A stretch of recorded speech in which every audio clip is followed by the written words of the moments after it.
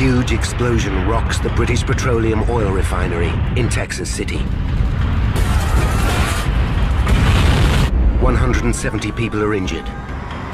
15 are dead. The FBI rules out the possibility of a terrorist attack. It now falls to Don Holmstrom and his team from the Chemical Safety Board to find out what went wrong. Holmstrom knows the disaster can be traced to flammable liquid that spewed out of the blowdown stack. The stack is connected to the distillation tower, and Holmstrom suspects that's where the liquid came from. What he doesn't understand is how it could have reached the blowdown stack, let alone have filled it.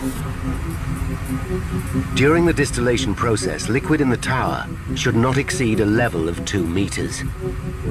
Holmstrom knows that to escape, it must rise more than 46 meters above its correct level to the top of the tower.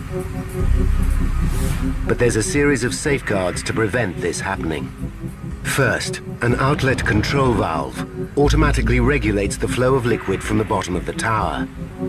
If it begins to overfill, the valve opens wider and the level goes down again. Second, a level indicator should provide operators in the control room with a constant update on how full the tower is.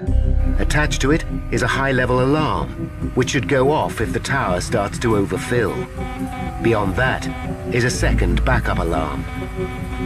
The system should be foolproof.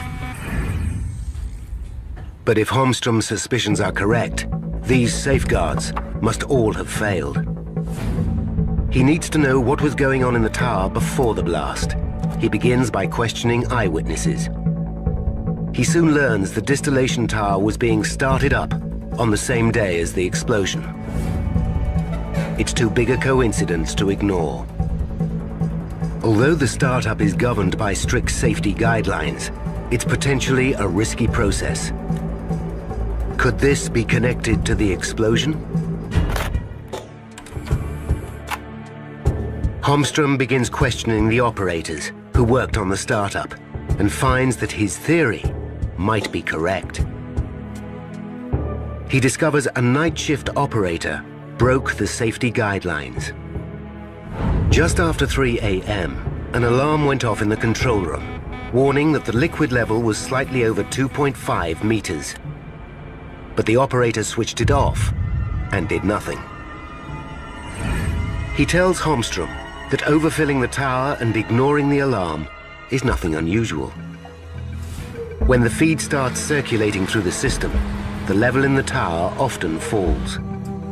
He claims overfilling the tower not only saved time, but avoided the inconvenience of having to top it up later.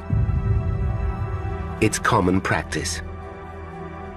He left the level at about 4 meters, confident it would drop back towards 2 meters when the day shift operator started to circulate the feed. Holmstrom has uncovered a clear breach of safety procedures, which could be linked to the explosion.